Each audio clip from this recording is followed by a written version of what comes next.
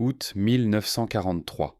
Le sable du désert près de Tunis brûlait suffisamment pour cuire un œuf.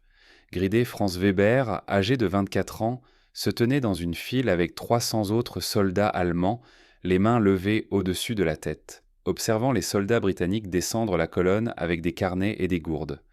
Pendant 2 ans, Franz avait cru ce que ses officiers lui disaient, que la capture signifiait torture, que l'ennemi affamerait les prisonniers, que les soldats alliés prenaient plaisir à faire souffrir les Allemands avant de les tuer lentement. Fron était fils de boulanger, issu d'un petit village en Bavière, un endroit où tout le monde se connaissait et faisait confiance à ce qu'on leur disait. Il n'avait aucune raison de douter. Les films de propagande montrèrent la brutalité des Alliés. Les officiers répétaient les avertissements tous les jours. Chaque soldat allemand savait ce qui arrivait aux prisonniers de guerre. Mais maintenant, debout dans la ligne de reddition, France remarqua quelque chose d'impossible. Les soldats britanniques riaient. Pas un rire cruel, juste des échanges normaux, comme ceux que les hommes ont quand ils sont fatigués et veulent que la journée se termine. Un soldat tendit de l'eau à Fron sans qu'il ait à demander. De l'eau réelle, d'une gourde propre. Aucun piège, aucune exigence, juste de l'eau remise comme si cela ne signifiait rien. À côté de France se trouvait l'Oberrieder Klaus Richter, 31 ans, ancien professeur de Hambourg avant la guerre. Klaus avait combattu à El Alamein, où les tanks allemands brûlaient sous les canons britanniques. Il avait vu ses amis mourir dans le sable. Il avait été convaincu que les Britanniques étaient des monstres. Maintenant, un soldat britannique examinait ses blessures et prenait des notes sur un carnet, comme un médecin faisant sa tournée à l'hôpital. À l'autre côté de front se tenait Johann Fuchs, un fermier autrichien de 19 ans qui n'était en Afrique que depuis moins de 6 mois. Les mains de Johann tremblaient alors qu'il les tenait levées. Son uniforme pendait car la dysenterie lui avait fait perdre 9 kilos. Il ressemblait plus à un squelette qu'à un soldat. Klaus se pencha et murmura à Fron : « C'est un piège. Ils nous engraissent avant que quelque chose de pire n'arrive. » Fron voulait être d'accord. Tout ce qu'il savait lui disait que Klaus avait raison. Mais les soldats britanniques ne semblaient pas prévoir quelque chose de terrible. Ils semblaient fatigués. Ils semblaient comme des hommes faisant de la paperasse qu'ils n'appréciaient pas mais qu'ils devaient se terminer de toute façon. Un médecin britannique s'arrêta devant Yann. Il remarqua les joues creuses du garçon et ses jambes tremblantes. Sans demander la permission, il appela 2 soldats qui aidèrent Yann à s'asseoir à l'ombre d'un camion de ravitaillement. Ils lui donnèrent de l'eau. Ils lui donnèrent ce qui ressemblait à des médicaments. Un soldat sourit même et dit quelque chose en anglais que Fron ne comprit pas, mais qui semblait gentil. « Pourquoi nous aide-t-il » demanda Johann à Fron plus tard dans la journée, alors qu'ils étaient assis ensemble dans une zone de détention temporaire, entourés de barbelés mais aussi de tentes ombragées et de barils d'eau. « Ne leur fais pas confiance, » répondit Fron. Mais même en parlant, il sentait sa certitude se fissurer comme de la boue séchée au soleil. L'ennemi devait être cruel. C'est ce que chaque affiche montrait, c'est ce que chaque discours promettait. Les Allemands étaient la race supérieure, combattant des ennemis inférieurs qui les haïssaient avec une rage inhumaine. Mais ces soldats britanniques avec leurs carnets et leurs gourdes ne ressemblaient pas à des affiches de propagande. Ils avaient l'air fatigués. Ils ressemblaient à l'aîné de front après une longue journée de travail au moulin. 3 semaines passèrent dans le camp temporaire. Fron s'attendait à des coups, à la faim. Mais au lieu de cela, les médecins britanniques examinaient chaque prisonnier, soignaient les infections et donnaient des médicaments. Yann reçut des comprimés contre la dysenterie et commença à reprendre du poids en quelques jours. Un soir, un garde britannique nommé Thompson passa devant la section de Fron. Fron avait appris un peu d'anglais à l'école avant la guerre. Il posa à Thompson une question sur le moment où il serait déplacé. Thompson répondit lentement et clairement pour que Fron puisse comprendre. Puis Thompson demanda si les prisonniers avaient besoin de quelque chose d'autre. Fron le fixa. Les gardes n'étaient pas censés demander aux prisonniers s'ils avaient besoin de quelque chose. Les gardes étaient censés donner des ordres et infliger des punitions. Cette nuit-là, Fron se coucha sous les étoiles et tenta de comprendre ce qui se passait. L'ennemi était bienveillant. Personne n'avait été battu, personne n'avait été affamé. Au contraire, les prisonniers prenaient du poids avec les rations britanniques. Après 3 semaines, les officiels britanniques annoncèrent que les prisonniers embarqueraient sur un navire en direction du Canada. Fron avait entendu parler du Canada, un vaste pays froid de l'autre côté de l'océan, une terre sauvage. C'était peut-être là que commencerait la cruauté. Peut-être que les Britanniques réservaient la véritable torture pour l'arrivée dans ce désert glacé où personne ne pourrait témoigner de ce qui se passerait. Le navire s'appelait le HMS Duchess of York. Frone monta à bord le 10 septembre, s'attendant à des chaînes et des rats. Mais il trouva des quartiers convertis en dortoirs avec des lits superposés, des couvertures et des toilettes fonctionnelles. Les Britanniques ne les traitaient pas comme des animaux dangereux. Ils les traitaient comme un problème logistique agaçant qui nécessitait des papiers et une organisation appropriée. Pendant les 18 jours de traversée de l'Atlantique, Front observa et écouta, essayant de comprendre. Les gardes ne portaient pas de fouet. Ils portaient plein de plus de carnets. Quand des prisonniers italiens commencèrent à se battre un après-midi, les gardes britanniques les séparèrent sans violence. Ils déplacèrent simplement les groupes et prirent encore plus de notes sur encore plus de formulaires. Clouse tenait un journal mental. Le 12 septembre, Clouse murmura une nuit. Du savon, une brosse à dents, un rasoir, 2 tenues. Le garde britannique nommé Thompson a demandé si nous avions besoin de quelque chose d'autre. Il sourit quand j'ai répondu en anglais. Front pensa à son village en Bavière. Il pensa aux films de propagande. Il pensa à tout ce qu'il avait appris depuis qu'il avait rejoint la Wehrmacht. Puis il pensa au savon dans sa main, à la couverture sur son lit et aux soldats britanniques qui mangeaient la même nourriture que les prisonniers. Le 28 septembre, Front se tenait à la rambarde du navire, regardant la côte canadienne apparaître à travers la brume du matin. Klaus le rejoignit. Ils restèrent silencieux longtemps. Finalement, Clouse parla. « J'étais à Dunkerque. J'ai vu nos avions mitrailler des bateaux d'évacuation. J'ai vu notre armée tirer sur des hommes dans l'eau qui se noyaient et étaient sans défense. » Clouse marqua une pause. Sa voix sonna creuse. « Ces mêmes gens nous donnent des couvertures et des médicaments. » Front ne savait pas quoi répondre. Toute sa compréhension de la guerre se brisait comme la glace au printemps.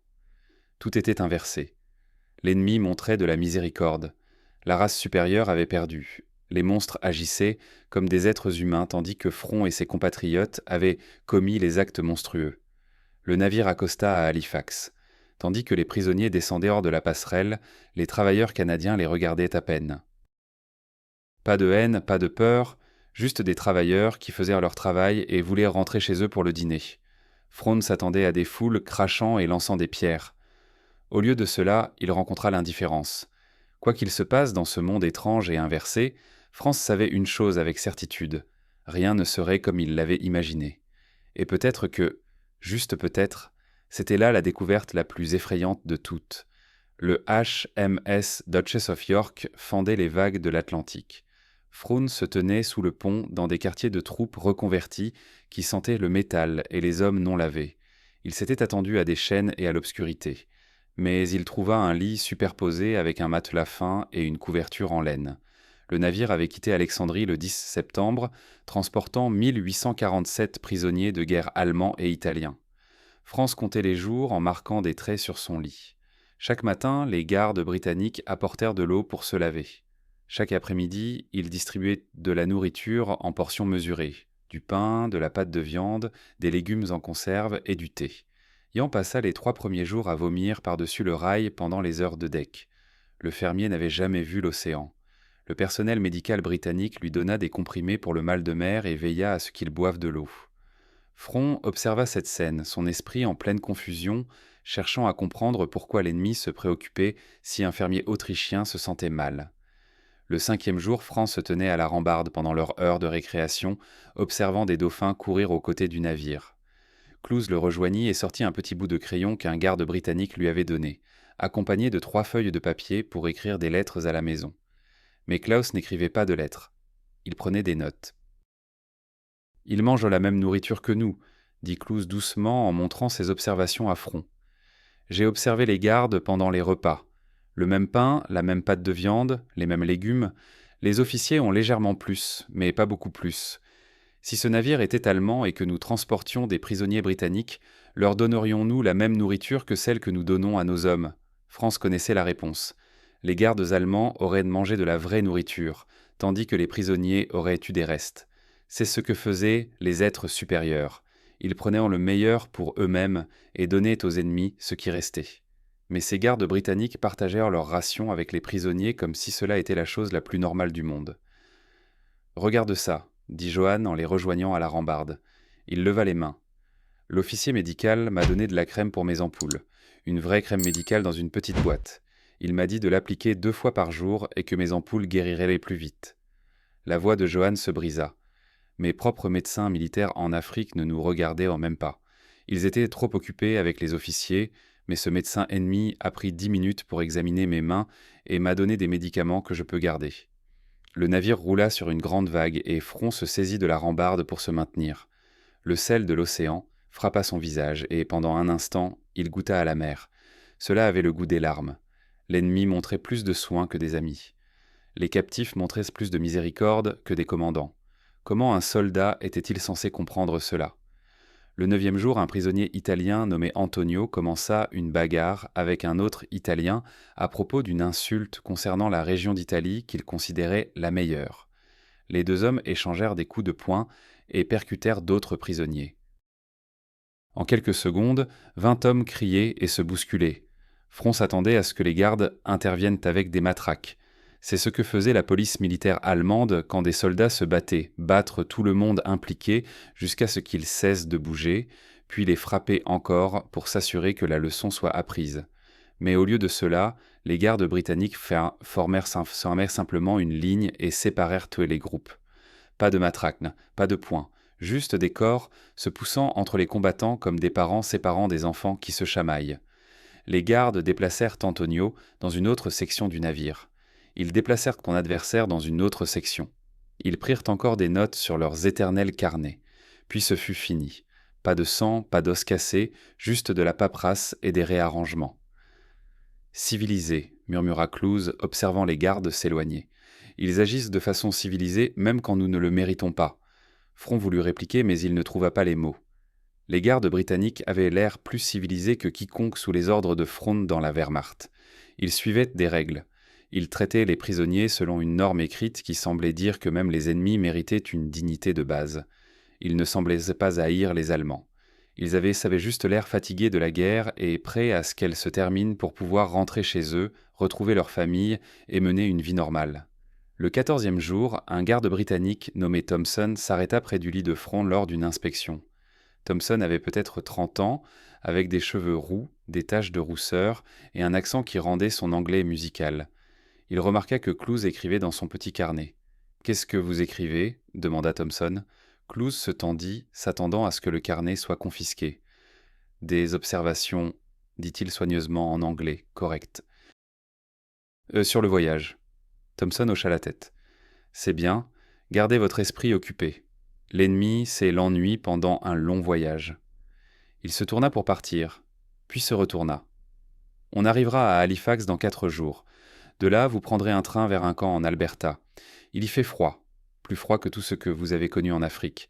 Mais le camp est chauffé, vous serez bien. » Il s'éloigna, laissant France et Clouse se regarder. « Il nous a dit où nous allons, » dit Yann depuis le lit du dessus. « Il nous a dit à quoi nous attendre. Pourquoi ferait-il ça ?»« Parce que, » dit Clouse lentement, observant toujours la silhouette de Thompson disparaître dans le couloir. « Il ne nous voit pas comme des ennemis dangereux qu'il faut garder dans la confusion et la peur. Il nous voit comme du fret qui doit arriver à bon port. » Front s'allongea sur son lit et fixa le plafond en métal. Le navire grimaça et craquait autour de lui. Quelque part au-dessus, des oiseaux marins appelaient en bien qu'ils fussent encore à des jours de terre. Tout ce qu'ils croyaient savoir sur le monde se brisait, et ils n'étaient même pas encore arrivés au Canada. 20 grands baraquements, un bâtiment hospitalier avec une croix rouge peinte sur le toit, ce qui ressemblait à des salles de loisirs, un bâtiment qui pourrait être un théâtre, des jardins avec des légumes encore en croissance, bien que l'automne soit déjà arrivé. Ce n'était pas un camp de prisonniers, c'était plutôt une petite ville construite spécialement pour loger des gens. « C'est plus grand que notre base en Tunisie », murmura Johan à côté de Front. Sa voix tremblait, partagée entre la peur et la confusion. « Ces baraquements ont de vrais toits, de vrais murs, des fenêtres avec du verre véritable. » Clouse ne dit rien, mais Front vit les mains de son ami trembler alors qu'il serrait son petit carnet. Le visage de l'instructeur était devenu pâle. Peu importe ce à quoi Clouse s'attendait, ce n'était pas cela. Les gardes canadiens traitèrent les prisonniers à travers des postes d'enregistrement. Un sergent avec un carnet appela Front. Son uniforme était impeccablement repassé, ses bottes brillantes comme si quelqu'un allait à un entretien de travail. « Non » demanda le sergent. Gerider Franz Weber, le sergent coche une case sur sa liste. Vous serez affecté au baraquement 7. Vous recevrez de la literie, 2 ensembles de vêtements, des articles de toilette et une carte d'identité de prisonnier. Les rations quotidiennes sont de 3600 calories par personne. Petit déjeuner à 7 heures, déjeuner à 12 heures, dîner à 18 heures. Vous recevrez également un colis de la Croix-Rouge chaque semaine contenant des articles supplémentaires. Franck le fixa, abasourdi. 3600 calories ? C'est exact, selon les normes de la Convention de Genève. Son esprit s'emballa. Cela représentait plus que ce que les soldats allemands recevaient en Afrique, plus que ce que les civils recevaient chez eux. Des problèmes de santé ? Demanda le sergent. Front secoua la tête, toujours en train de digérer ce qu'il venait d'entendre. Les affectations de travail sont volontaires, continua le sergent. Si vous choisissez de participer au programme de travail, vous serez payé 20 cents par jour en monnaie canadienne. L'argent est versé sur un compte du camp, que vous pourrez utiliser à la cantine pour acheter des articles supplémentaires. Le travail forcé est interdit par la Convention de Genève. Suivant. Front s'éloigna de la table désemparé. Yann attrapa son bras. Il a dit qu'il nous paierait, nous donnerait de l'argent pour travailler. C'est ce qu'il a dit. Mais nous sommes des prisonniers. Pourquoi nous paierait-il ? Clouse les rejoignit, son carnet déjà sorti, et son crayon bougeait sur la page. Parce que, apparemment, la Convention de Genève l'exige. Parce que, apparemment, il y a des règles sur la façon de traiter les prisonniers. Et ces gens suivent réellement ces règles. Ils furent reconduits au baraquement 7 par un garde canadien qui semblait avoir à peine 20 ans. Le garde ouvrit la porte et fit un geste de la main pour indiquer l'entrée, sans cérémonie. 40 hommes par baraquement. Choisissez un lit libre. La distribution des vêtements est dans 30 minutes. Le dîner est à 18 heures. Essayez de ne pas causer de problème. Fran entra et s'arrêta soudainement, Yann le bousculant dans son dos. Les planchers étaient en bois, les murs finis, des fenêtres de chaque côté, un poêle à bois, des lumières électriques suspendues au plafond. Des lumières électriques dans un baraquement de prisonniers. Les lits étaient en métal, avec des matelas fins qui semblaient usés mais propres. Chaque lit avait de l'espace dessous pour ranger des effets personnels. Des étagères le long des murs portant des livres, des papiers et des lettres. Ce baraquement logeait des êtres humains, pas des animaux dans des cages. Front grimpa sur un lit inférieur, tentant de respirer. Où étaient les coups ? Où était la famine ? Tout contredisait ce qu'on lui avait enseigné. Johann s'assit sur le lit en face de lui. Les yeux du fermier étaient humides. Je pensais qu'on dormirait dans la boue. Je pensais qu'il nous ferait de geler et mourir de faim. Sa voix se brisa. Pourquoi nous traite-t-il ainsi ? Cette nuit-là, Front s'allongea sur son vrai matelas, sous 2 couvertures en laine qui sentaient le savon, et fixa le plafond. Par la fenêtre, il pouvait voir les étoiles et les formes sombres des tours de garde. Mais il pouvait aussi voir le terrain de football, le bâtiment du théâtre, les jardins où des légumes poussaient en rangées soignées. Dehors, des lumières électriques éclairaient les chemins entre les bâtiments. Quelque part, il entendit des hommes chanter des chansons allemandes. Les prisonniers étaient autorisés à chanter. La voix de Klaus s'éleva du lit en dessous. « Il y a quelque chose qui cloche ici. »« Que veux-tu dire ?» demanda Front. « Ce niveau de soins, cette infrastructure, la nourriture, les installations, les règles qu'ils suivent, ça coûte des ressources, non ? Ça demande de la planification, de l'argent, de l'effort. » Clouse marqua une pause. « On ne dépense pas autant pour des prisonniers à moins de pouvoir se le permettre.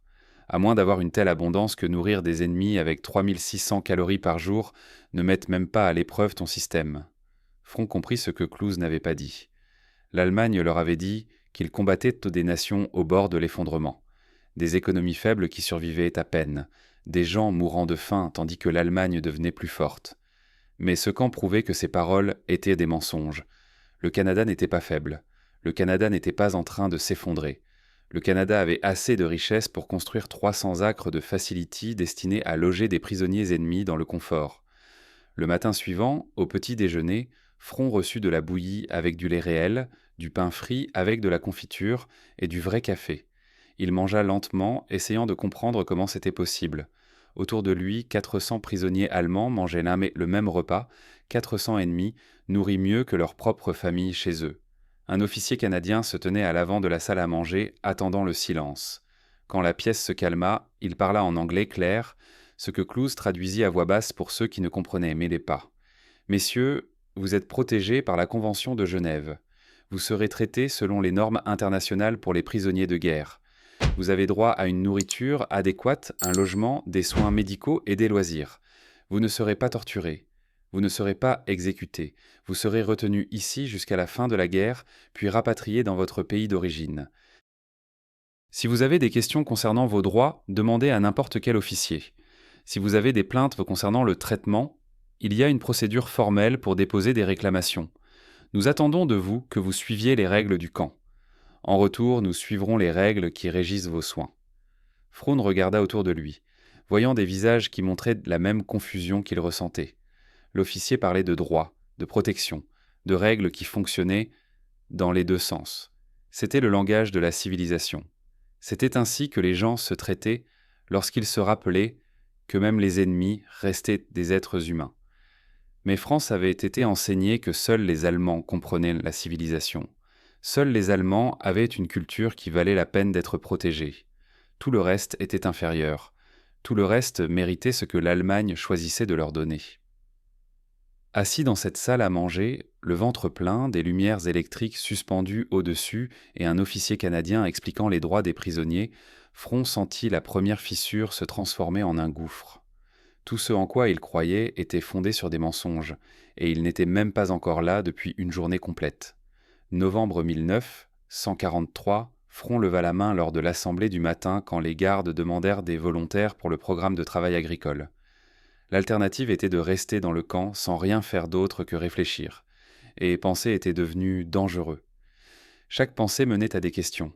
Chaque question menait à des réponses que Front n'était pas prêt à affronter. Mieux valait travailler. Mieux valait rester occupé. D'ailleurs, 20 cents par jour semblait une somme folle. Cela faisait 6 $ par mois, plus d'argent que Front n'en avait jamais eu de toute sa vie. 10 prisonniers furent assignés à une ferme appartenant à George Patterson dont le fils combattait en Italie. Patterson arriva en conduisant un camion bleu vêtu de vêtements de travail et d'un chapeau taché de sueur. Il regarda les 10 prisonniers allemands comme un fermier inspectant son bétail. « L'un de vous connaît le blé ?» demanda Patterson en anglais.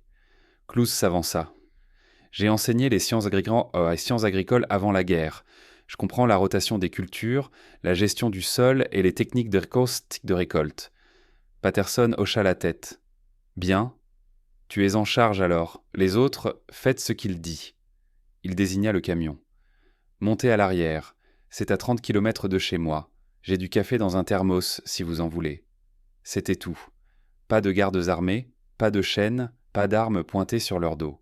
Juste Patterson et son camion, avec un thermos de café offert comme s'ils étaient des ouvriers embauchés, pas des soldats ennemis. Fron grimpa dans le camion. L'odeur de foin et d'huile de moteur emplissait l'air. Tandis que Patterson conduisait, Fron observait les champs qui s'étendaient à perte de vue. Des fermes avec des lumières électriques, des granges plus grandes que l'église de son village. Chaque kilomètre apportait plus d'abondance, plus de preuves que tout ce qu'il avait appris était inversé. La ferme de Patterson possédait 3 tracteurs. Front les compta 2 fois pour être sûr de ne pas rêver. 3 tracteurs. Son village en Bavière partageait un tracteur entre 8 fermes, et ce tracteur tombait en panne plus souvent qu'il ne fonctionnait. Mais Patterson en avait 3, dans un hangar à machines, comme si c'était normal d'avoir du matériel de réserve. Le premier jour, Patterson leur montra ce qu'il fallait faire. Préparer les champs pour l'hiver, réparer les clôtures, ranger le matériel, des travaux agricoles simples que Fron comprenait, ayant aidé dans sa propre ferme quand il était jeune. Patterson travaillait à leur côté, il ne supervisait pas à distance. Il attrapa des outils, se salit les mains et jura lorsqu'un poteau de clôture ne voulait pas s'enfoncer droit. À l'heure du déjeuner, la femme de Patterson apporta de la soupe, des sandwichs avec de la viande épaisse et des pommes croquantes. Elle les appela comme des voisins qui aidaient à la récolte, pas comme des prisonniers de guerre.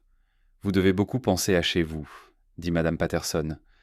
Elle avait des yeux doux et des cheveux gris coiffés en chignon. « Je sais que mon Robert pense à la maison. Il est quelque part en Italie avec l'armée canadienne. Je prie chaque nuit pour qu'il revienne sain et sauf. » Elle sortit une photo de son tablier et leur montra un jeune homme en uniforme qui souriait à la caméra. « J'espère que, où qu'il soit, si jamais il est capturé, quelqu'un le traitera avec gentillesse. J'espère que quelqu'un lui donnera de la soupe et des pommes. » Front tint son sandwich mais n'arriva pas à manger. Sa gorge se serra. Le fils de Madame Patterson combattait contre l'Allemagne. Peut-être qu'il se battait contre l'unité de front. Peut-être qu'il avait tué les amis de Fron. Mais voici sa mère, qui lui donnait de la soupe, et espérait que d'autres nourriraient son fils de la même manière s'il en avait besoin. Le monde était devenu complètement inversé, et Fron ne savait plus quel sens donner à tout cela. Au bout de 3 semaines, Fron remarqua des choses qui lui donnaient des vertiges. La ferme de Patterson était alimentée en électricité, chaque bâtiment ayant de l'électricité. La maison avait des lumières dans chaque pièce. La grange avait des lumières et même une radio qui diffusait de la musique pendant qu'il travaillait. Lorsque l'un des tracteurs tomba en panne, Patterson jura à propos des pénuries de fournitures. Mais Fron remarqua 2 tracteurs tout neufs en réserve. L'idée de pénurie de Patterson était d'avoir seulement 3 tracteurs au lieu de 4. Yann fut le premier à le dire à voix haute. Il réparait une clôture dans la section nord de la ferme de Patterson, travaillant sous le soleil de fin d'après-midi qui rendait l'herbe de la prairie dorée. Yann s'arrêta de frapper et regarda autour de lui la ferme, le matériel, la grange pleine, la maison avec de la fumée s'échappant de la cheminée. « Chez nous, on nous disait que le Canada mourait de faim, » dit Yann doucement. « On nous disait que les sous-marins coupaient aux les vivres. On nous disait que les nations alliées manquaient de tout et étaient sur le point de s'effondrer. » Il désigna la grange pleine de grains, les tracteurs, la maison avec des lumières électriques dans chaque fenêtre. Cela ressemble-t-il à de la famine? Cela ressemble-t-il à un effondrement? Clouse posa ses outils et sortit son carnet. Il avait pris des notes chaque jour, remplissant page après page d'observations. La ferme de Patterson produit assez de blé pour nourrir 1000 personnes pendant 1 an. Juste cette ferme, et j'en ai vu au moins 50 sur le trajet, toutes de taille similaire, toutes avec du matériel semblable. Il leva les yeux de son carnet. On nous disait que les nations alliées étaient des faibles.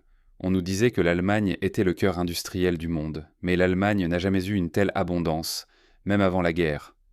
Fron enfonça un autre clou dans le poteau de clôture et tenta de ne pas penser à la dernière lettre de sa mère. Elle avait écrit que les rations alimentaires étaient encore réduites, qu'une voisine était tombée de faim dans la rue, que la peur des bombardements était constante et que tout le monde semblait maigre et gris. Pendant ce temps, Fron mangeait 3600 calories par jour, plus les déjeuners à la ferme avec des sandwichs à la viande et des pommes. Sa mère mourait de faim, tandis qu'il prenait du poids comme prisonnier de guerre. De retour au camp, Fron découvrit d'autres signes de l'abondance canadienne. Une bibliothèque avec 15 000 livres, non censurés à l'exception des informations militaires. Un théâtre produisant des pièces 2 fois par mois avec une mise en scène professionnelle. Le courrier arrivait toutes les 2 semaines. La mère de Fron écrivait que les villes étaient bombardées, que la nourriture était rare, que tout le monde était épuisé.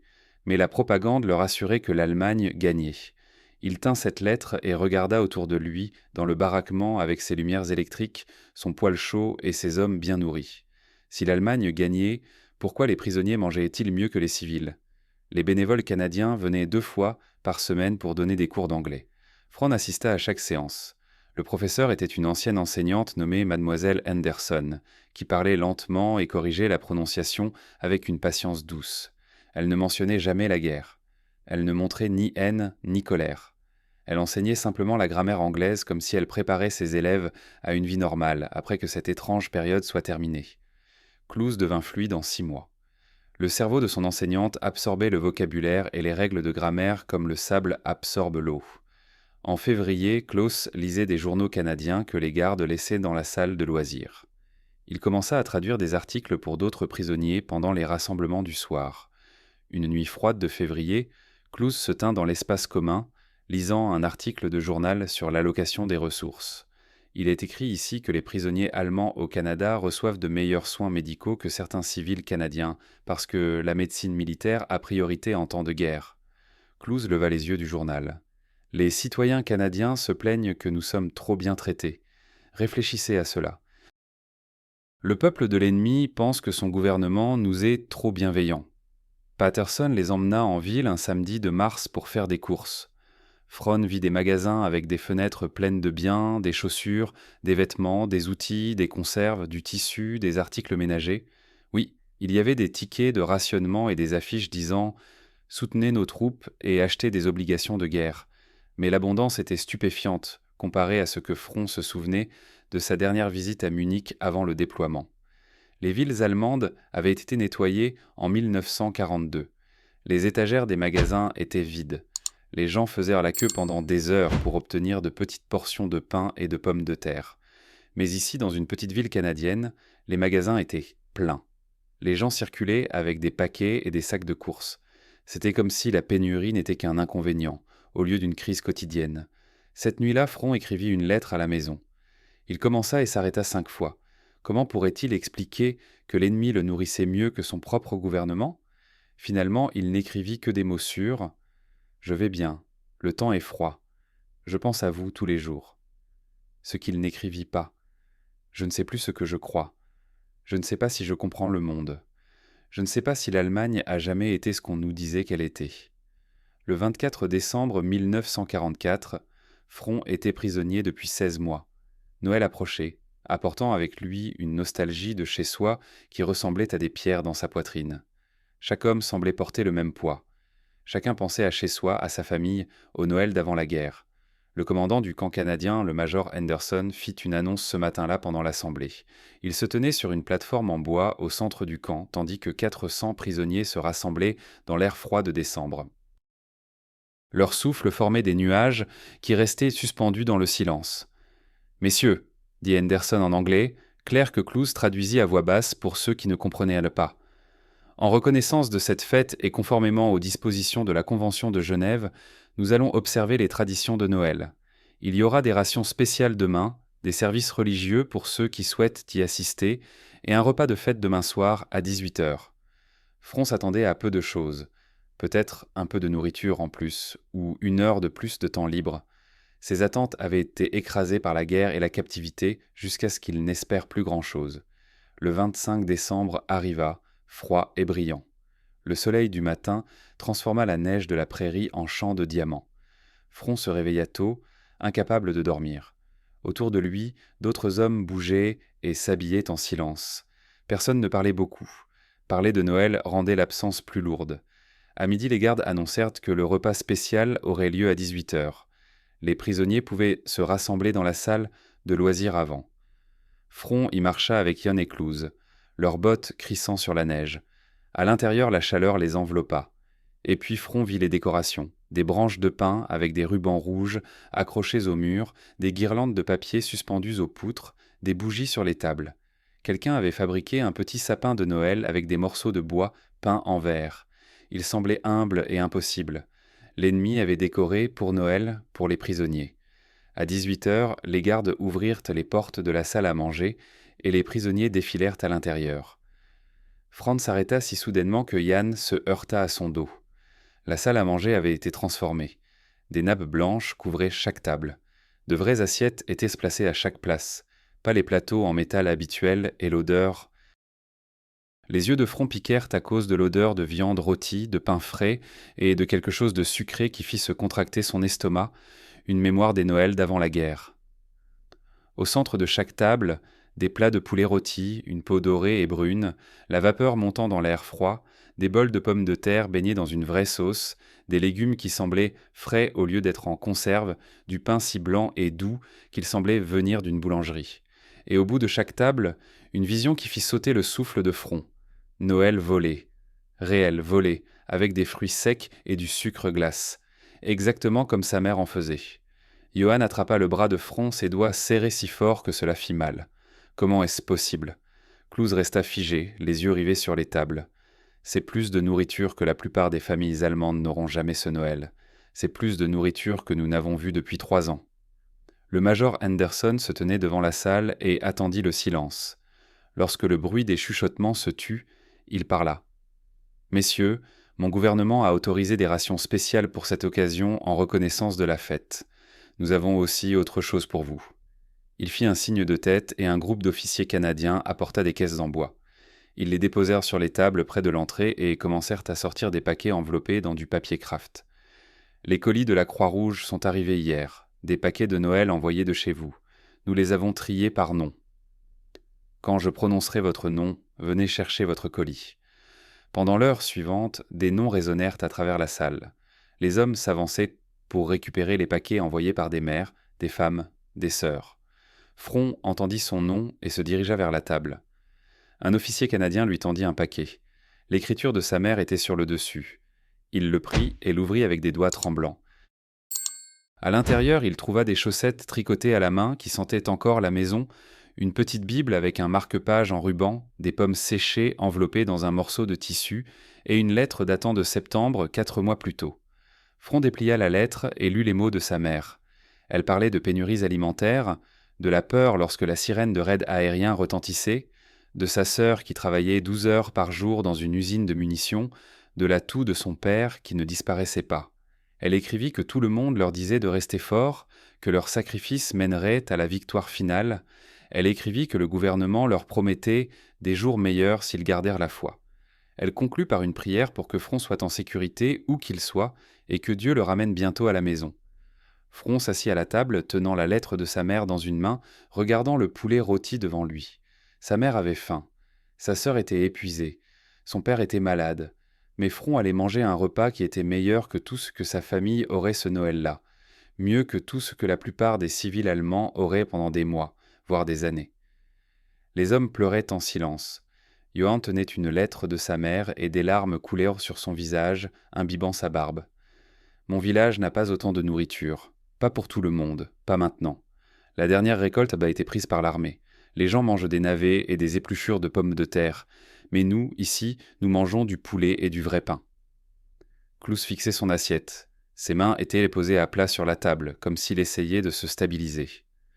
On nous disait que les Alliés étaient barbares, qu'ils étaient des monstres inhumains qui nous tortureraient, qu'ils détestaient les Allemands avec une rage déraisonnable. Il leva les yeux et rencontra les regards de Front. Ce n'est pas de la haine. Je ne sais pas ce que c'est, mais ce n'est pas de la haine. Le major Henderson dit une courte bénédiction avant le repas. Il remercia Dieu pour la paix qui viendrait un jour. Il demanda la sécurité pour tous les soldats de tous les côtés. Il parla de l'espoir même en des temps sombres. Puis il leur dit de manger. Front prit son fourchette mais ne put bouger. Autour de lui, 400 prisonniers allemands mangeaient un festin de Noël alors que leurs familles chez eux souffraient point de la faim. L'injustice de la situation pesait sur Front comme un poids physique. Cela aurait dû être la nourriture de sa famille. Cette abondance aurait dû aller aux citoyens allemands, pas aux prisonniers allemands. Mais l'Allemagne avait déclenché la guerre et perdu. Et maintenant, l'ennemi nourrissait Front mieux que son propre gouvernement ne nourrissait sa mère. Après le repas, les gardes canadiens distribuèrent des cigarettes et permirent aux prisonniers de se rassembler dans la salle de loisirs. Quelqu'un avait apporté un tourne-disque. Des chants de Noël allemands jouaient sur des disques rayés. Sainte Nuit, au Tannenbaum, des chansons que Front connaissait depuis son enfance. Les hommes chantaient de leur voix rauque, émoussés par l'émotion. La musique emplissait la salle et débordait dans l'obscurité hivernale. Front se tenait dehors, fumant une cigarette que Patterson lui avait donnée il y a des semaines et qu'il avait gardée pour une occasion spéciale. Au-dessus de lui, les aurores boréales dansaient dans le ciel. Des rubans verts et bleus de lumière se tordaient et coulaient comme si quelque chose de vivant bougeait. Il n'avait jamais rien vu de pareil avant d'arriver au Canada. L'aurora borealis de la magie dans l'obscurité. Un garde s'approcha, jeune, peut-être 22 ans, avec un visage qui semblait n'avoir jamais eu besoin d'un rasoir. Le garde s'arrêta à côté de Front et regarda les lumières. « Magnifique, n'est-ce pas ?» dit le garde. « Mon grand-père disait que ce sont des esprits qui dansent, les âmes des gens bons qui sont morts et sont allés dans un meilleur endroit. » Front hocha la tête, ne faisant pas confiance à sa propre voix. Le garde sortit ses cigarettes et en alluma une. Ils se tinrent ensemble en silence, observant les lumières danser. Finalement, le garde parla à nouveau. « Mon frère est prisonnier en Allemagne, quelque part près de Munich.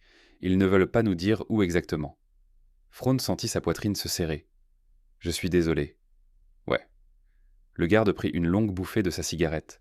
« J'espère qu'il passera un Noël comme celui-ci.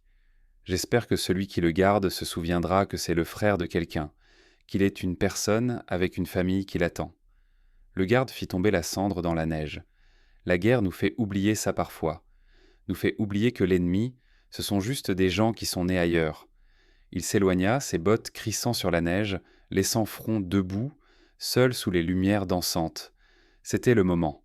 Pas la nourriture, pas les décorations, pas même le paquet de chez lui. C'était la déclaration simple de ce garde. L'ennemi, ce sont juste des gens qui sont nés ailleurs.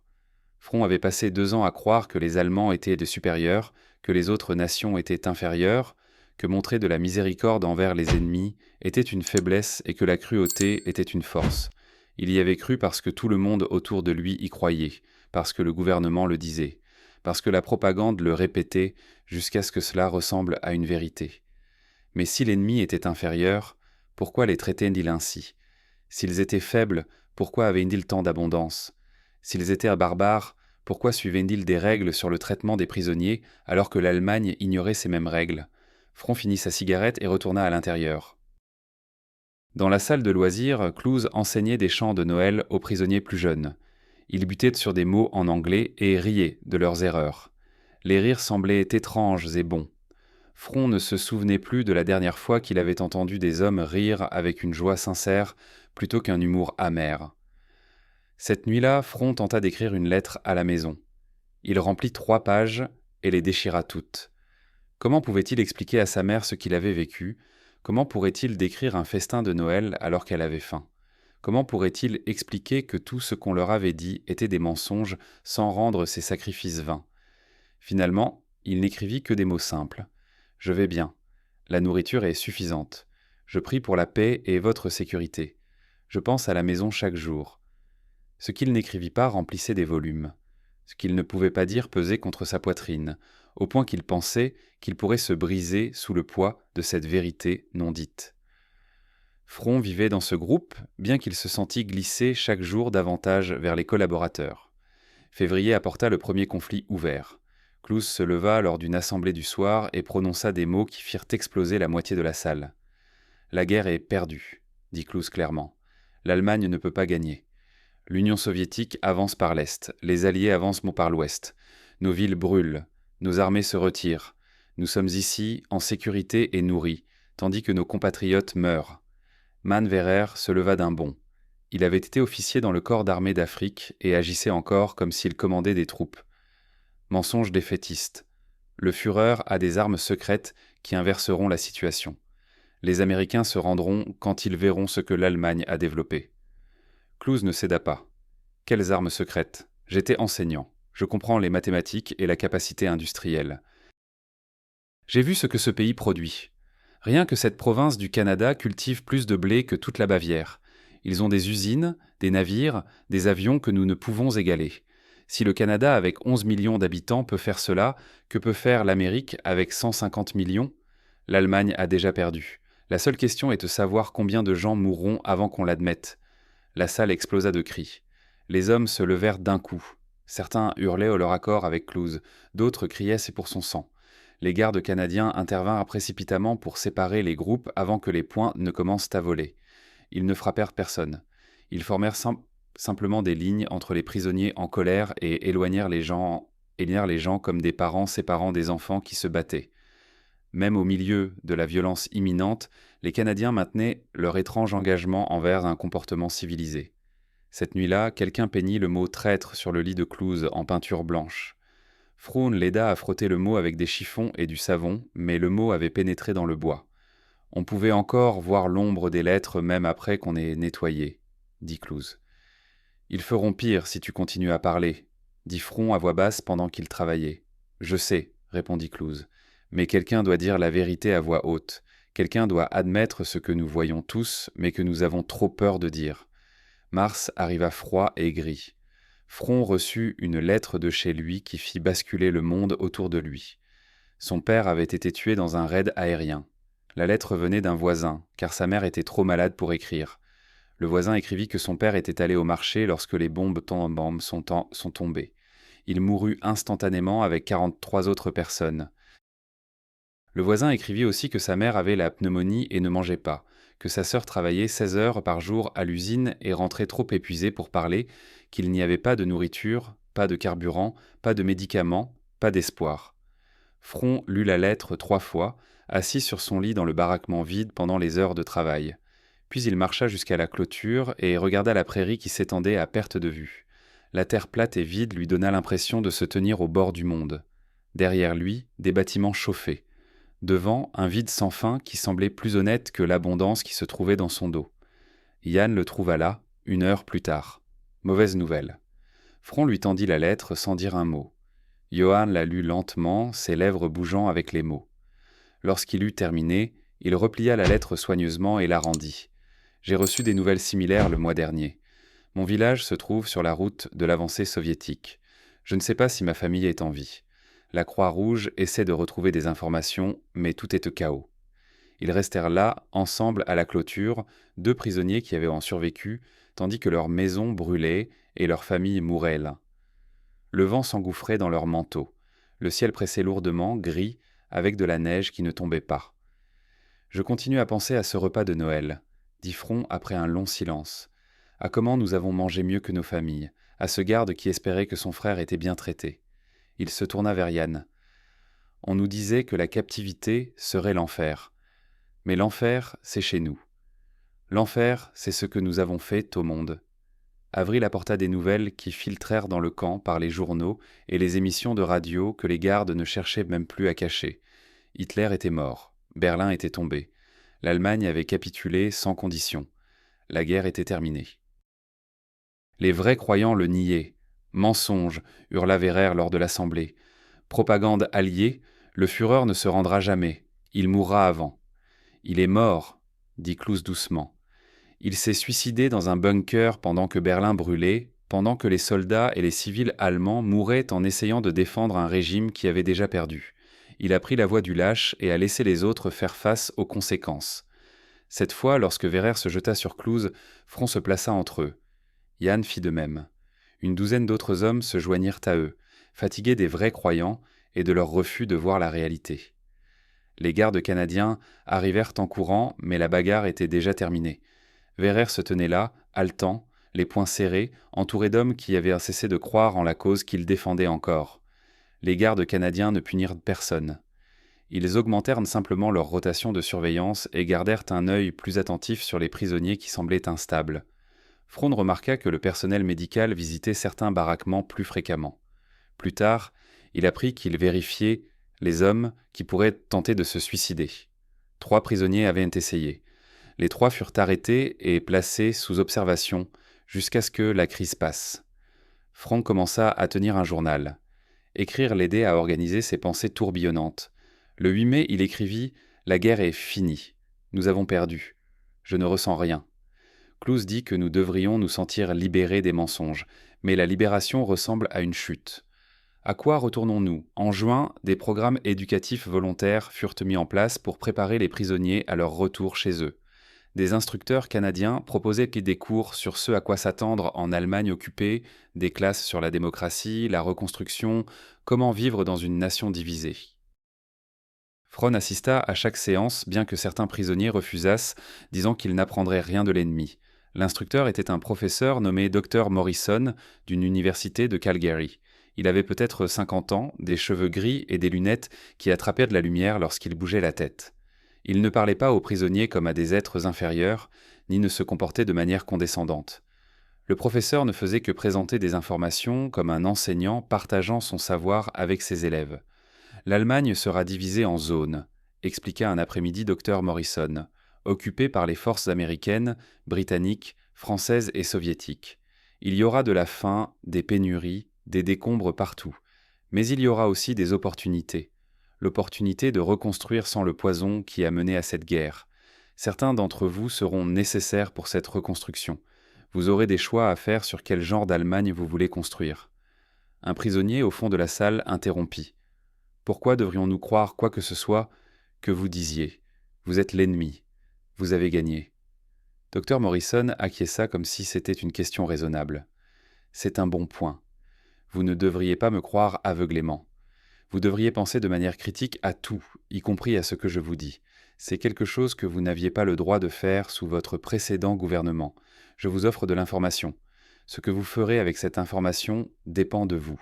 C'est ça, la liberté. Frond resta après le cours. Docteur Morrison, puis-je poser une question ? Bien sûr. Pourquoi nous avez-vous traités si bien ? Nous... La voix de Frond se coucha.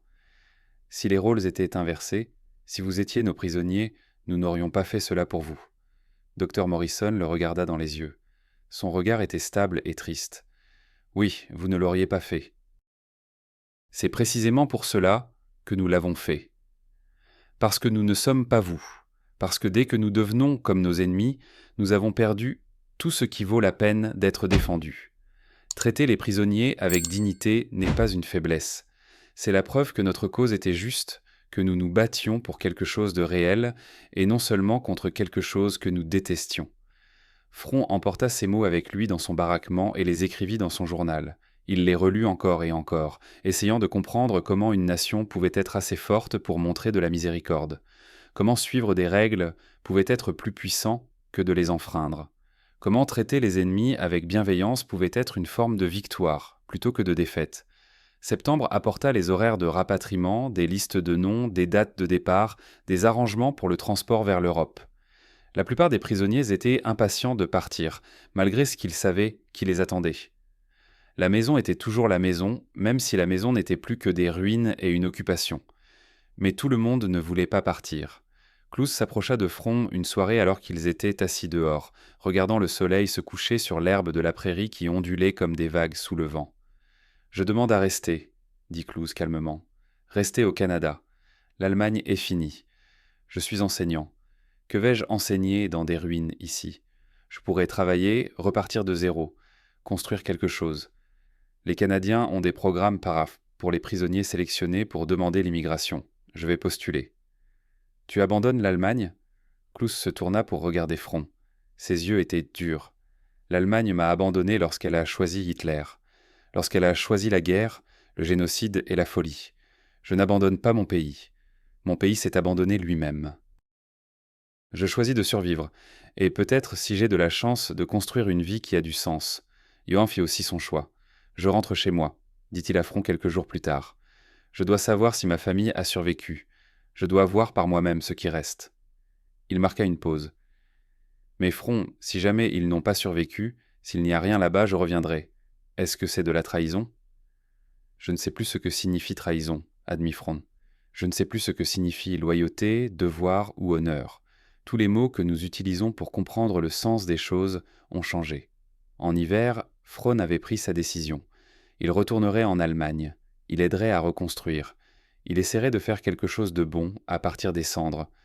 Mais il savait que l'homme qui revenait n'était plus le même que celui qui avait été capturé. Cet homme était mort quelque part entre le festin de Noël et les lettres de la maison. Cet homme avait cru à des choses qui se sont avérées être des mensonges. Le nouvel homme croyait en très peu de choses, sauf que montrer de la miséricorde était plus fort que montrer de la cruauté, et qu'il fallait parfois admettre qu'on avait tort, même quand l'admettre faisait plus mal que de mourir. Décembre 1945, Front se tenait dans la grange nord de la ferme de Patterson, regardant la neige tomber à travers les ouvertures du toit. C'était son dernier détail de travail avant le rapatriement. En janvier, il embarquerait sur un navire pour retourner en Allemagne, pour retourner vers ce qu'il restait.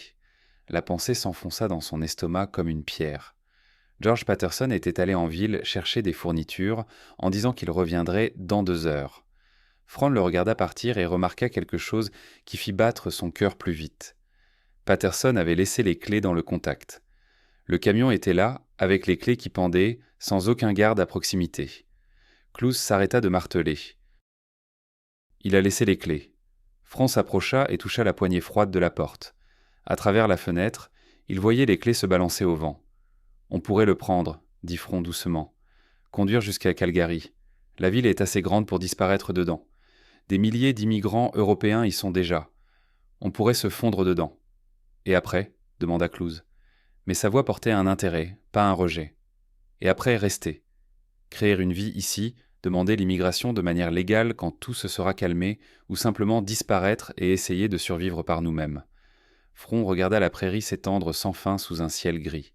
« Il n'y a rien qui m'attende en Allemagne, sauf des ruines, des gens affamés et des questions auxquelles je ne veux pas répondre. » Clouse se tenait à côté de lui près du camion. Ils regardaient tous les deux ces clés, comme si elles représentaient une porte vers un futur différent. Finalement, Clouse parla. « Je ne retourne pas en arrière, Defron. J'ai décidé. Je reste au Canada, mais je vais le faire de la bonne manière. Demander l'immigration par les canaux appropriés. Les Canadiens ont des programmes pour les prisonniers qui veulent immigrer. Je vais les utiliser. Et si on te dit non, alors je trouverai un autre moyen. » Clouse tourna son regard vers Front. Mais toi, tu devrais y retourner. Tu dois savoir ce qu'il reste là-bas. Qui est encore là? Ta mère t'attend. Front pensa à la dernière lettre de sa mère, à son espoir qu'il revienne à la maison, à sa croyance que l'Allemagne allait d'une manière ou d'une autre gagner malgré tout. Il ferma les yeux et vit son visage. Puis il les ouvrit et vit les clés. Tu as raison, il faut que je sache. Ils se serrèrent d'un baiser la main, ces deux hommes qui avaient survécu en Afrique du Nord et en captivité ensemble. La prise de Clouse était ferme. Ses yeux étaient si clairs. Si tu changes d'avis, dit Clouse, il y a des moyens. Les gens disparaissent lors des transferts de rapatriement. Les dossiers se perdent. Personne ne garde une trace parfaite dans le chaos. Si tu décides que tu ne peux pas rester en Allemagne, tu trouveras un moyen de revenir ici. Front rangea cette information dans la partie de son esprit qui planifiait déjà des choses auxquelles il ne voulait pas encore penser. Janvier 1946, Front se tenait dans une file de traitement au camp, attendant que son nom soit appelé pour le départ. Groupe 7, 15 février. Autour de lui, d'autres prisonniers rassemblaient leurs affaires, se disaient au revoir, tentèrent de se préparer mentalement à ce qui les attendait de l'autre côté de l'océan. Certains hommes avaient l'air impatients, d'autres terrifiés. La plupart semblaient vides, comme s'ils avaient épuisé toutes leurs émotions et qu'il ne leur restait plus rien. Yann était dans le groupe 2. Il partit un matin froid, quand le givre recouvrait tout. Lui et Front s'étreignirent à la porte du camp. « Si tu reviens au Canada, dit Yann, écris-moi par la Croix-Rouge. On doit rester en contact. » « Promets-moi quelque chose, comment, dit Front. Quand tu rentreras chez toi, peu importe ce que tu y trouves, n'oublie pas ce qu'on a appris ici. N'oublie pas que les ennemis peuvent être bienveillants, que suivre des règles n'est pas une faiblesse, que peut-être on avait tort à propos de tout. Je n'oublierai pas. Je ne peux pas oublier, même si je le voulais. Front regarda le groupe de Yann traverser la porte du camp en direction du train qui les emmènerait à Halifax, puis vers l'Europe. Il les observa jusqu'à ce qu'ils disparaissent de son champ de vision. Puis il retourna à ses baraquements et s'assit sur son lit, fixant le vide. Le 12 février, 3 jours avant son départ prévu, une lettre arriva. Front savait d'après l'écriture que ce n'était pas de sa mère. Il l'ouvrit les mains tremblantes. C'était une lettre d'un voisin. Sa mère était morte en janvier. Pneumonie, malnutrition.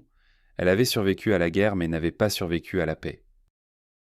Le voisin écrivit que sa mère s'était accrochée aussi longtemps qu'elle avait pu, qu'elle parlait constamment de Front, qu'elle montrait à tout le monde ses lettres et croyait jusqu'à la fin qu'il reviendrait à la maison. Front lut la lettre 3 fois. Puis il marcha jusqu'à la clôture et s'y tint pendant 2 heures, tandis que le soleil se déplaçait dans le ciel et que les ombres s'allongeaient.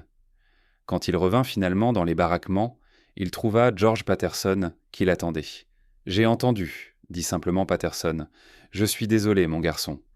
Elle s'est morte en m'attendant. Elle est morte en sachant que tu avais survécu. Cela compte. » Front voulut répliquer, mais il n'en eut pas l'énergie. Patterson lui tendit un morceau de papier, une adresse à Calgary. « Mon frère tient un restaurant là-bas. Après ton rapatriement, si tu veux revenir, écris-lui. Il a aidé d'autres gars à s'installer. Des bons hommes qui avaient juste besoin d'une chance pour repartir. » Front fixa le papier. « Pourquoi m'aiderais-tu ? Parce que je t'ai rencontré. Parce que tu travailles dur, que tu ne te plains pas et que tu traites les gens avec dignité.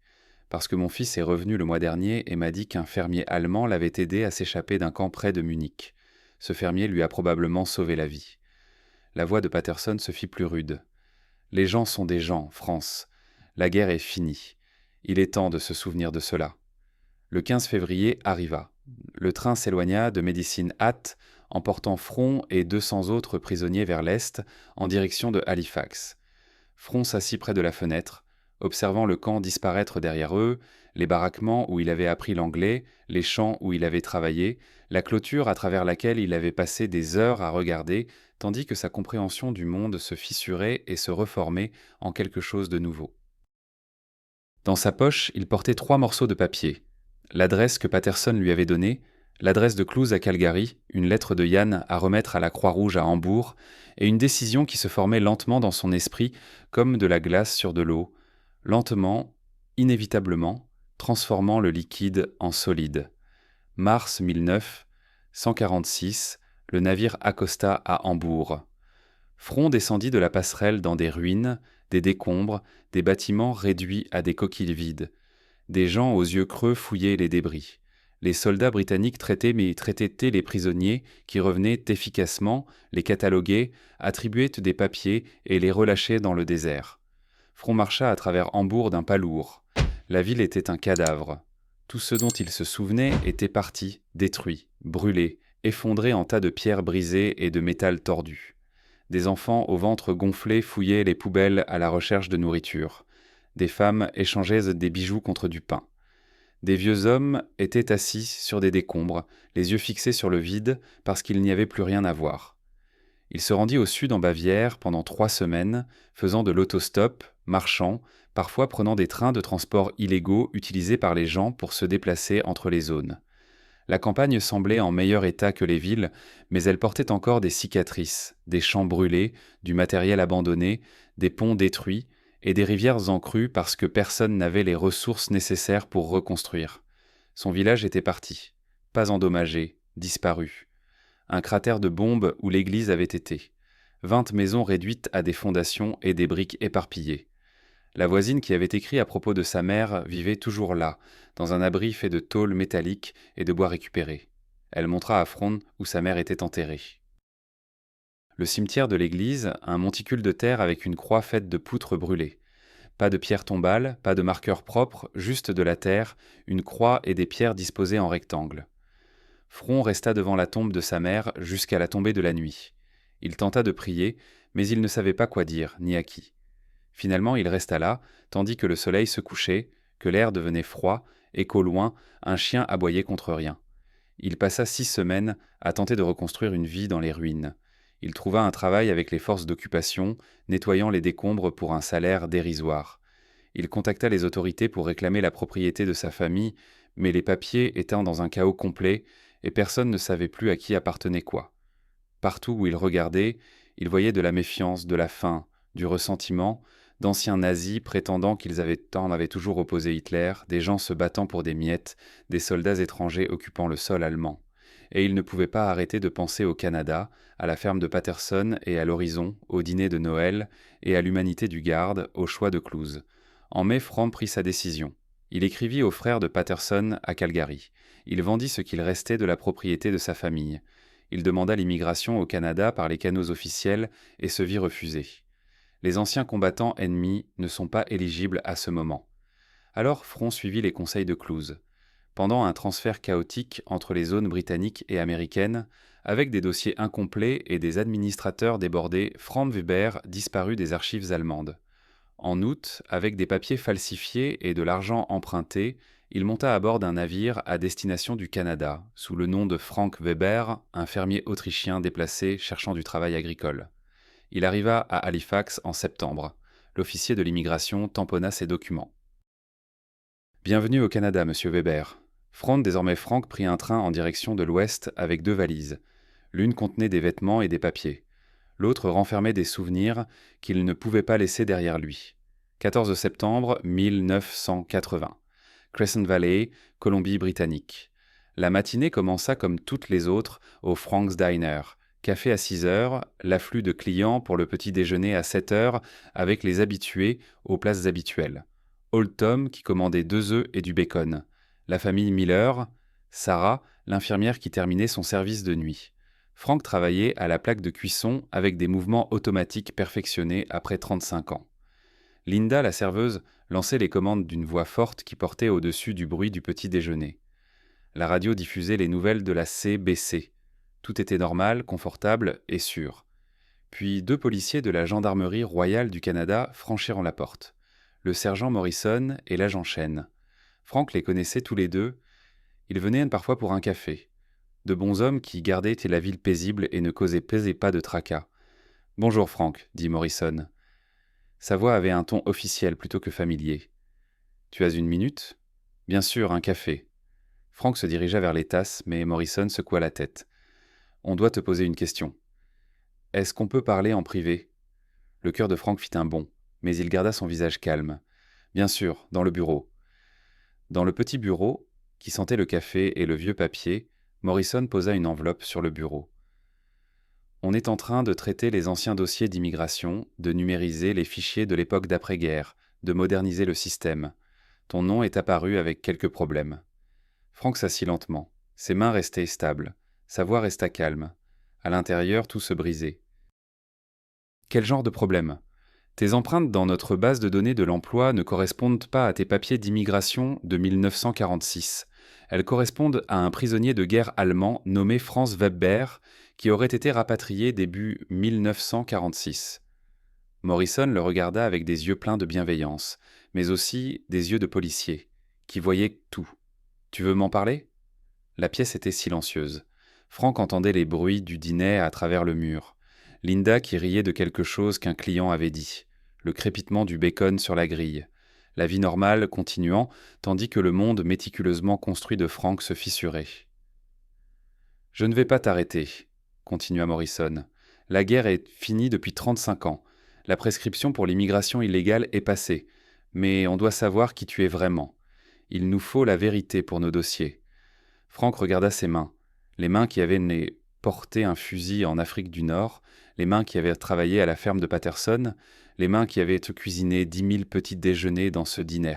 « Mon nom est Franz Weber, » dit-il finalement. « J'ai été capturé à Tanaga en août 1943, emprisonné au camp 133 à Medicine Hat jusqu'au début de 1946. J'ai été rapatrié en Allemagne. J'ai trouvé rien là-bas. Je suis revenu ici avec de faux papiers en septembre 1946. « Pourquoi ?» demanda Morrison. Franck croisa le regard de Morrison. « Parce que ce pays m'a traité mieux en tant qu'ennemi que mon propre pays ne m'a traité en tant que citoyen. » L'histoire fit la une des journaux en quelques jours. Les gros titres criaient « Un nazi trouvé dirigeant un restaurant ». Des journalistes appelaient. Certaines histoires étaient en colère, d'autres curieuses, la plupart confuses parce que l'histoire de Franck ne correspondait pas au récit simple. Ce n'était pas un criminel de guerre caché, il n'était qu'un homme qui avait choisi une autre maison. L'enquête de la GRC révéla tout. Son service militaire, sa capture, son rapatriement et sa réentrée illégale. Mais elle révéla aussi des témoignages. George Patterson, maintenant âgé de 95 ans et vivant dans une maison de retraite à Calgary, dicta une déclaration que la GRC lut à Franck au téléphone. « Franz Weber a travaillé pour moi de 1943 à 1945. Le meilleur ouvrier agricole que j'ai jamais eu. Honnête, travailleur, ne se plaignait jamais. Quand mon fils est rentré chez nous et m'a dit qu'un fermier allemand l'avait aidé à s'échapper d'un camp près de Munich, j'ai pensé à France. Les bonnes personnes sont de bonnes personnes, peu importe le côté pour lequel elles se sont battues. » Des lettres affluèrent du Canada entier. Dr Morrison, celui qui enseignait les cours de rapatriement. Des dizaines de résidents de Crescent Valley décrivant 35 ans de petites attentions. Franck a donné son premier emploi à mon fils. Franck a sponsorisé des familles de réfugiés. Franck a embauché des travailleurs autochtones sans discrimination. Franck a fait du bénévolat à la banque alimentaire chaque Noël. Et ainsi de suite. Des témoignages de gens qui connaissaient Franck en tant que voisin et ami, pas comme un ancien soldat ennemi. Le ministre de l'Immigration fut interrogé au Parlement. Le gouvernement allait-il déporter cet homme? Le ministre se leva à la Chambre des communes et prononça des mots cités dans tous les journaux. Légalement, nous pourrions le déporter, mais pratiquement cela ne servirait à rien. Cela ferait de lui un modèle de citoyen depuis 35 ans. Il a 61 ans. Il n'a pas de casier judiciaire. Il a contribué à sa communauté de manière significative. Que réussirait la déportation à part de la cruauté? Décembre 1980, Franck reçut officiellement la citoyenneté canadienne par ordre ministériel spécial. Son entrée illégale fut pardonnée. La cérémonie se déroula dans le dîner, sa véritable maison depuis 35 ans. Franck se tint devant un juge en citoyenneté tandis que ses clients remplissaient toutes les places. Tom amena ses petits-enfants. Sarah amena son mari. Les enfants Miller s'assirent au premier rang. Linda pleura dans un mouchoir. « Monsieur Weber, » dit le juge, « vous avez pris un chemin irrégulier vers la citoyenneté canadienne, mais après avoir examiné votre dossier, je crois que vous incarnez ce que nous espérons que la citoyenneté signifie. Contribution à la communauté, respect de la loi et des voisins, engagement envers les valeurs canadiennes. Je suis honoré de vous accorder la citoyenneté aujourd'hui. J'ai une question, dit Franck. Oui. Suis-je Franck ou France? Légalement, je veux dire. Le juge sourit. Vous êtes Frank Weber, citoyen canadien, mais vous pouvez vous faire appeler Franck si vous le préférez. Beaucoup de Canadiens utilisent des noms différents de ceux figurant sur leur certificat de naissance. Ah, le choix vous revient. Alors, je suis Frank. Franck mourut dans un cratère de bombe en Bavière en 1946. Frank est celui que je suis devenu ici. Mars 1981. Une lettre arriva de Munich. Klaus Richter avait vu la couverture médiatique. Il avait 69 ans maintenant, vivait à Calgary, possédait un magasin de bricolage. Il avait une femme, 3 enfants, 7 petits-enfants, tous canadiens. Il écrivait qu'il n'avait jamais regretté son choix de rester, qu'il s'était toujours demandé si Frouon était revenu et ce qu'il avait trouvé, s'il avait survécu aux décombres. Maintenant, il savait. Ils se rencontrèrent pour un café à Calgary en avril, 2 vieux hommes qui avaient été jeunes prisonniers.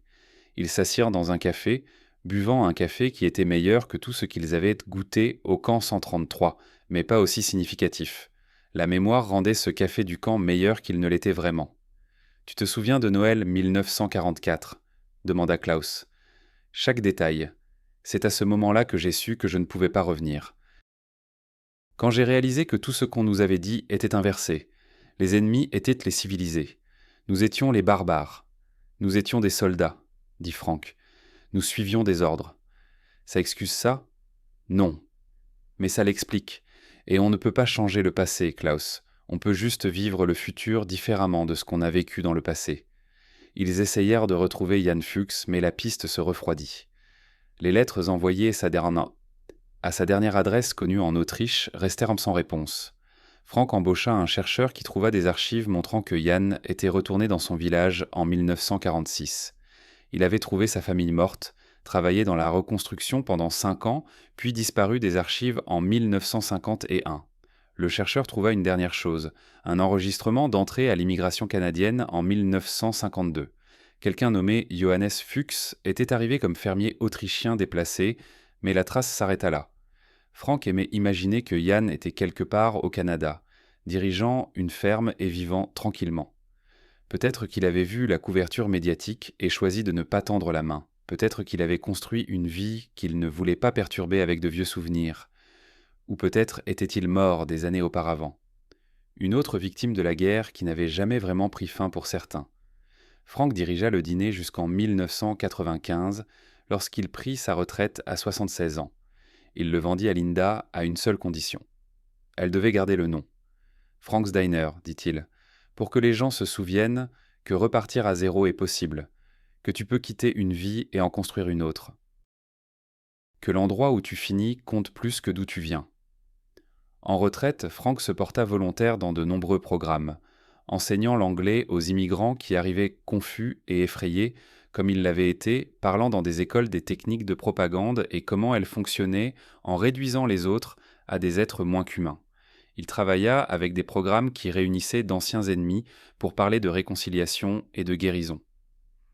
En 1998, une étudiante du secondaire l'interviewa pour un projet d'histoire.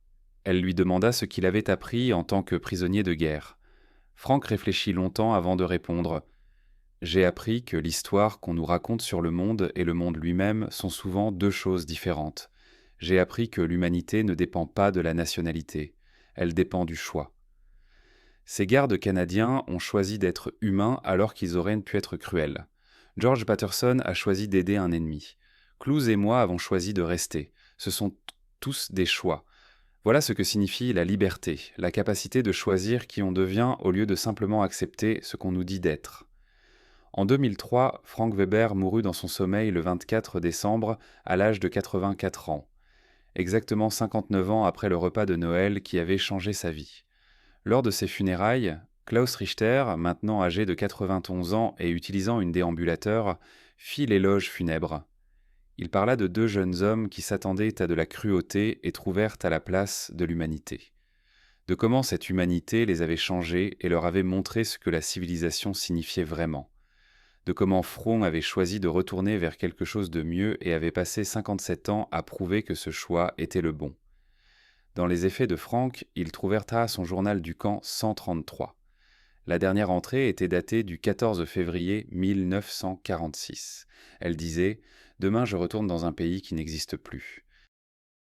Mais je ne pourrai jamais oublier ce que j'ai appris ici, que la propagande était un mensonge, que nous étions les méchants. que l'ennemi étaient les héros. Peut-être que c'est ça, la vraie punition pour avoir perdu une guerre, devoir vivre avec la vérité. En dessous, écrit dans une encre différente datée de 1980. Je suis revenu non pas en tant que prisonnier, mais en tant que citoyen. Ce pays m'a donné une seconde chance que je ne méritais pas. J'ai essayé de la mériter. Si quelque chose que je veux que les gens comprennent, c'est ceci. Changer d'avis n'est pas de la faiblesse. Admettre que l'on s'est trompé n'est pas de la trahison. Parfois, la chose la plus courageuse que l'on puisse faire est de choisir de devenir différent de ce qu'on nous a appris à être. Aujourd'hui, le Frank's Diner est toujours là.